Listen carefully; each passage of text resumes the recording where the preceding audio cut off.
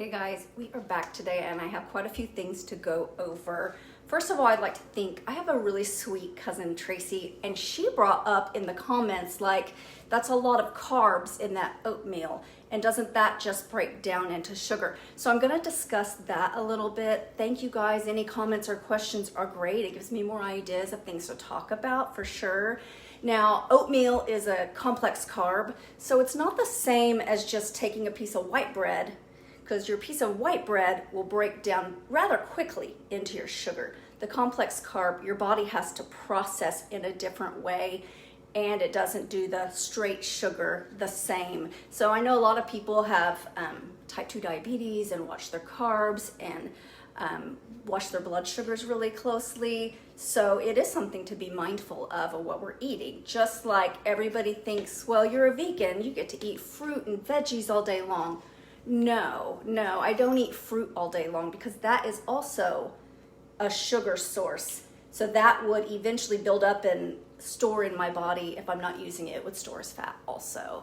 Now, sugar with weight loss is a good thing to talk about, because when your body, if you want to burn fat, when you are using sugar for energy, that's what we use, our glycogen. We use it for our energy all day long. So if you have a steady stream of sugar coming in, your body's going to say thank you and just use that sugar in whatever source that you brought in through your body. It's going to use that fast. And then it doesn't have to dip into your fat stores. Now, I learned a lot about this through my weight coach training. I do life coaching and weight coaching. And a prime example, I have a superstar client, Linda. Hope you watch this video. She's a great example because she did choose to go the intermittent fasting route. Intermittent fasting is really good for a lot of things. First of all, your body isn't having to process food during that time, so it can do cleanup. It can detox and it can take time to clean up. But if we're constantly making our body, putting toxins in our bodies and food in our bodies, everything in our body's constantly having to process everything. And so to give your liver a little bit of a break, you can do some intermittent fasting, and that looks different for different clients that I have. But Linda was a great example because Linda actually ate healthy. She needed to lose weight and burn fat, but she just kept eating healthy. But she snacked all day long, even though it was like nuts or fruit. It was just a constant inflow where it was all healthy stuff, organic. Like, you got to give the girl credit. She was doing very well. Everything she ate, she tried to eat healthy, but it just wasn't what she needed. It wasn't the right timing. It wasn't the right type of foods, and it wasn't the right quantity. So we sorted all of that out, and she used intermittent fasting with my help, and fabulous job. She did a great job. I can give her a big hand clap. So that's a prime example. And before I did my last weight loss journey, I tried everything. I did Weight Watchers. I counted points. I had my app on my FitnessPal and cut calories. I ran, I exercised. But I had a constant trickle of sugar in. I was completely addicted to sugar. I ate processed food. Even though I ate plant-based vegan, I still ate so much processed food that it all had sugar in it. And then I just love sugar so much, I would have a little bit of like cookie dough or something that was a vegan because it was from the health food store, but I would just have a little bit after every meal. So that just assisted me in never burning fat and just storing more fat. So it was just a vicious cycle and just cutting calories. Now I probably eat twice as many calories as I did before, and I burn it. My body's efficient in burning it very well. Now, I was going to tell you something. So today we are going to talk about, first of all, I want to show you sugar. Like, you have to check ingredients on everything. And this is a prime example. So I get my Natural Grocers powdered peanut butter, and every once in a while they'll be out of it. So I usually like to buy several at a time just because I love it and I use it in several recipes. Now, the powdered peanut butter is great. So one time they were out and I was like, oh, really need some powdered peanut butter. My husband asked me to get some more. I got to go get some more. And I went to Walmart, and I was already there picking up a couple other things, and I thought, oh, well, they have powdered peanut butter. It's a great value brand. It says powdered peanut butter. How convenient is that? It wasn't even cheaper, but it was a huge quantity. So I get it home and I use it, and then a couple days later I look at it. It has roasted peanuts, yes, and cane sugar and sea salt. Why did they add the cane sugar? It's not necessary. My natural grocer's ingredient says organic peanuts. That's it. That's the only ingredient. So why they lace everything with sugar, I will tell you it was not a great value. That's all I'm going to say. So I still have it.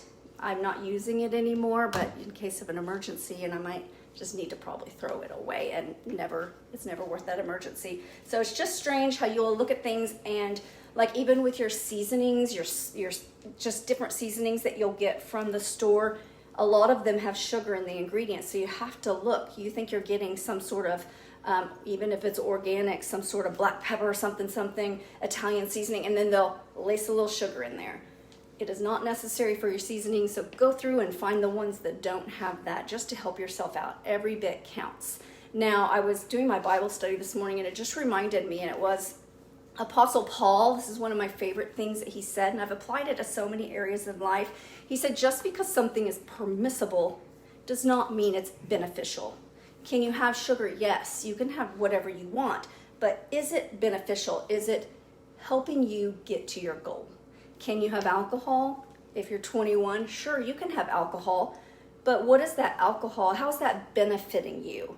If it is helping you not have to feel your feelings or stress, that may not be that beneficial. We might need to just go ahead and deal with that, which is what I do with a lot of my life coaching, helping people just deal with emotions so that they don't eat or drink alcohol or whatever. But you can drink alcohol, but this day and age, we really need to think like, how is that beneficial? If we are worried about our health and getting sick, we need to be protecting our major organs that actually detox our bodies. And the liver is the biggest one. Your liver is going to process everything. So if you're putting extra insult to your liver, like your liver's having to process that alcohol, it's probably maybe time to take a pause on that and get yourself healthy so that no virus comes and takes you down.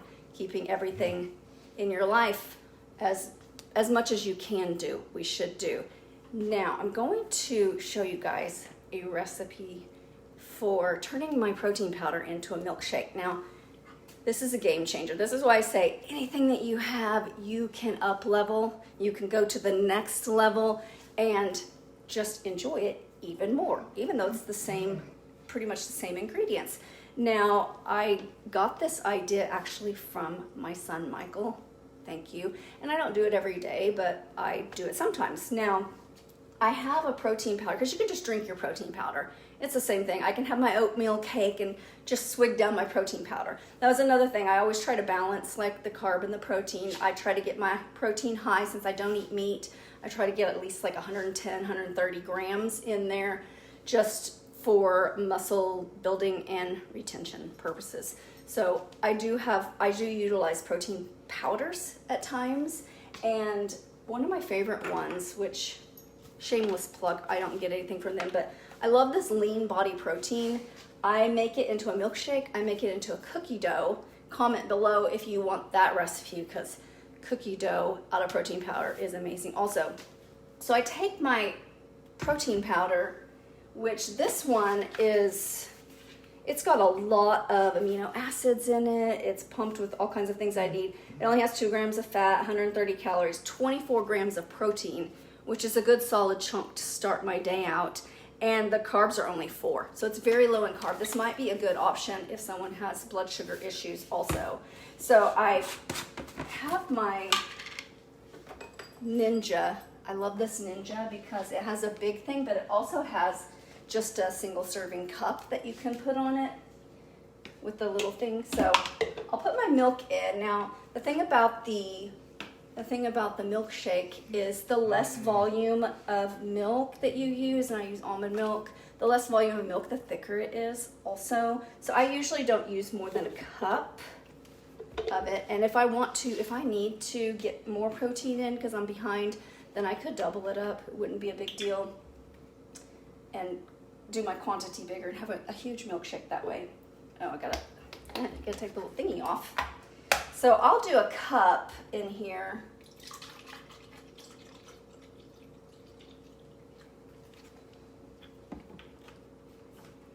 Then I take 1 scoop, and you could weigh this out if you wanted to. I've done that before. I do it with my cookie dough, but I never do it with the milkshake. So I just do an even scoop.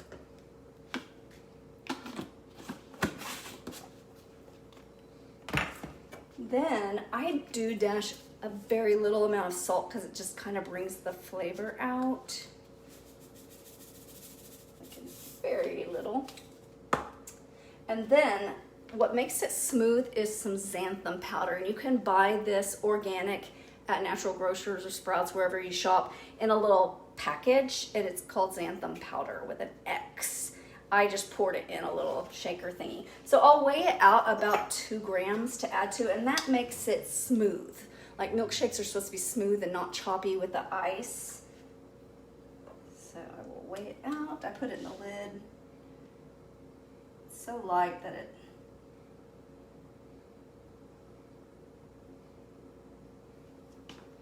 and then I'll just pour it in.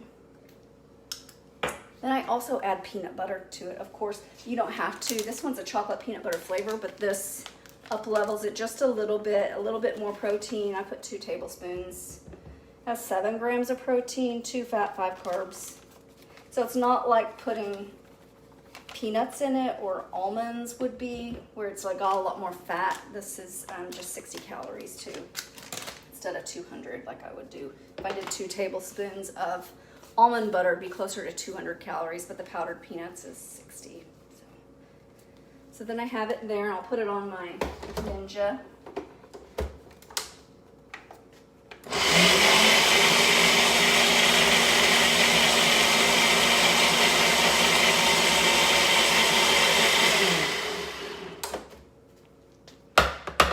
Then you're gonna add ice, and I put quite a bit, not too much ice, but it smells really good. Grab some ice.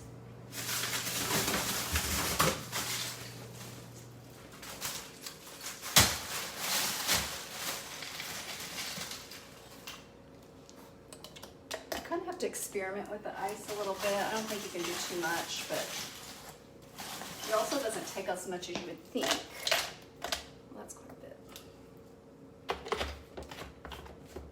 This is going to be really noisy.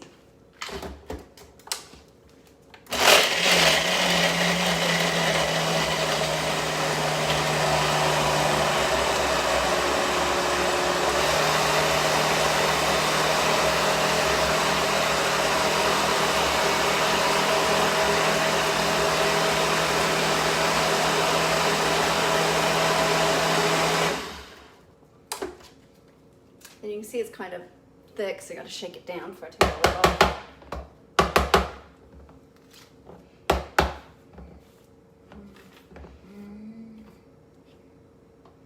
Oh, that's so good and thick. You can kind of see. Now, I'm not gonna lie, I sometimes lick the blade almost because it's so yummy, but I won't do that. I won't do that today.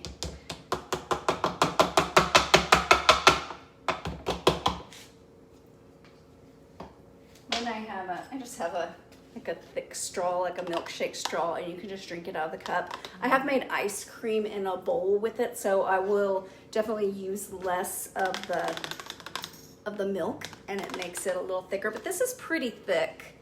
You can kind of see it's pretty thick. It's just milkshake thickness. So that'll be good with my oatmeal cake that I already made. So I will show you that later. Next, I'm going to tell you about my most famous health tip that I tell everybody. Now, this changed my life probably, oh goodness, probably 15 years ago is when I really started trying some alternative things. And I ran across someone that was kind of a mentor to me in homeschooling. And she was just like, I have to tell you guys this. She had chronic sinus infections, just really bad, to the point where she had to have surgery to get everything cleaned out. Well, then she learned after that surgery, something that she did was a sinus rinse. So anytime you guys are sick, you guys know I always say, are you doing your sinus rinse? So I thought a lot of people don't really know how to do the sinus rinse. Like, what does that mean? That sounds really invasive and weird. But here's the deal. Whenever you come into contact with someone that's sick, if you think about it, a lot of it, the major entry into your body is through your nose. You inhale things, you breathe things in. So that virus or whatever goes up inside your nose and it hangs out there and it breeds up deep inside your nasal passage. It breeds and then it like goes throughout your body. So if you can keep it from actually having time to breed and colonize before it goes throughout your body, if you can nip that, then you can actually be more preventative in what you're doing. So I'm going to demonstrate this. I see Dan is watching now. Dan's going to love this because it's really disgusting. But the sinus rinse is something that is very beneficial, and I will, the minute I feel like a pain in a lymph node, like the troops are firing up, something's going on, and you got to understand, I'm around a lot of sick children. So when I'm holding a baby, even if I have a mask on and I have a gown and gloves, I've got my neck exposed. I mean, I'm just exposed. And that baby is like coughing and crying and spitting and sputtering, and I'm trying to hold the baby. So I'm in contact with a lot of viruses all the time. So what I do, even before I even feel a lymph node fire up, if I'm in that situation, I go home and I do my sinus rinse. And this pulls you out of it, I'm saying 100%. I would almost bet on 100% of the time. I am that experienced with this. Now I'm going to scoop my little tripod over so that you can see the disgustingness, but it is worth, because a lot of people just don't know how to do it. And so my favorite one is, it's called Meal Med Sinus Rinse. Now you can get this any Walgreens or CVS or Walmart, like they all have it. Are there better things? There's a neti pot, but I'm not about the neti pot because I don't think that gives the pressure to really like fire hose that junk out of your nose. Now this is just got the packets inside of it. So when you think about squirting water up your nose, you're like, oh no, that's what I avoid when I'm swimming. But this is different. You always want to use, you never want to use tap water. I always use bottled water, sterile water, that sort of thing, because you don't want the stuff that's in your tap water could actually like have amoebas in it or something terrible and maybe kill you. I don't know. So I always use bottled water, and you never want to use it cold because that's alarming. And you never want to have it too hot. So I get it, you want it like room temperature or slightly warm, I think helps loosen things up. Also, if you already have something going on, this will help you. Now you can microwave the water, however you need to get it warm. I have hot and water on tap, so I'm a little spoiled. I mix my hot and water and make it room temperature, or you can make it in advance and let it sit out for a while. So you fill it up to the line-ish, and then you add your little sinus rinse. This neutralizes it where it doesn't have the stinging. Like when you get water up your nose any other time, bathtub, hot tub, swimming pool, it goes up, it stings your nose. This makes it where it doesn't sting at all. So it's kind of a neutralizing thing. You pour it in, and you put your lid on it. And you can just kind of hold, it's got a water spout, so you just kind of mix it in, which is fine. I'm going to demonstrate this, which is really gross, but you got to see it because people don't understand how to do it. The most important things are, first of all, you got to put your hair in a ponytail because you want your hair just out of your face. So I'll do that real quick. Dan definitely needs to put his hair in a ponytail to do this for sure. Sorry. Maybe a little bobby pin for my crazy. I just don't want it down in my face when I'm doing all this. It's ugh. So then I'm going to get my Kleenex ready. Now I'm not sick at all, but I've been around sick people here and there, so I will do this on days that I am around sick people, period, end of story. If you get sick and you kind of have some congestion, or even if you're like, I have a cough, but I don't have congestion, you do. You need to do it. If you have a sore throat, that's sinus drainage. You need to do this. It will help you. So you have your Kleenex ready, and then I'm going to show you. The other important thing is you're going to put your tongue at the back of your throat so that you close it off. Oh, Pablo. Hi, Pablo. Pablo's done my sinus rinse. I think he's been tortured with that at my house before. Now, you're going to close the back of your throat off with your tongue so it doesn't go down your throat. You're going to squirt it in one nostril, and it's going to come out the other. It's like a rinse through. Then you're going to go on the other side, and it comes out the right. So you go back and forth. It only is like 4 squirts is all that the bottle holds. And then you're going to blow your nose. After you blow your nose, like there's a lot of water in there. And then you're going to turn over and shake your head side to side. And while you're blowing your nose, it will get most of it out that way. And you won't be like stuck drowning in this saltwater drainage. So I'm going to demonstrate. It's really gross. I'm going to ditch all my humility and pride. I'm just going to do it. Okay. So you're going to squirt in one side. And it comes out the other. It's like a magic trick. And it doesn't hurt.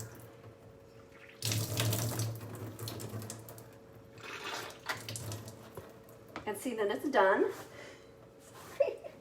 And then you're going to blow your nose. It's about 8 ounces of water. And you can kind of feel it in there. Always slosh it around to really rinse it out. And then you're going to bend over and let it come out while you blow. That helps.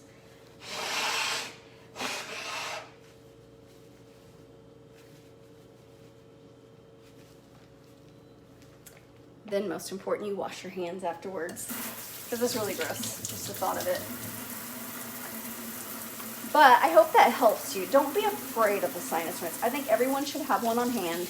One for every member of your family. If you have allergies at all and you're having to use like daily nasal spray, I mean, that's ridiculous. If you do this, you can do it in the shower and just, then it's not so gross. You just have it ready, get in your shower and you can do it and it's all clean. You can blow your nose in the shower. It's easier probably in the shower. If you shower every day, that is. So I do it in the sink, but I don't do it every day. So some people I've had that have started doing it every day have been able to eliminate a lot of their allergy medicine and a lot of their like nose sprays that are so popular. You just don't need them if you do this. You can just wipe it all out, take your vitamins, your vitamin C, your vitamin D, and you can stay healthy. So I am going to, if anybody wants some extra help, I can help you with this. If you want extra help just trying to figure out like some of your food, how you can up level it to the next level. If we think about it, today is September 1st. So you have a third of your year left, which may sound small. You may think, well, I blew all of my resolutions, but no, you can start now and you can find where you are and then go to your next level. And then you're already in gear going into the next year. So you don't wait till December 31st and be like, oh, I need to make some goals. What should I make? No, you're already top of mind with your goals going into 2022. So if you need my help, let me know. I have time. I can help you guys. If you guys have any other recipes that you would like some help with or any kind of questions, put it in the comments also. If you want to see that cookie dough recipe, which is my protein powder into cookie dough, that's a great one. I'm also going to show how to make some tortilla chips and up level your brown rice tortilla that you might be eating. That is a good one also. So I will see you guys tomorrow.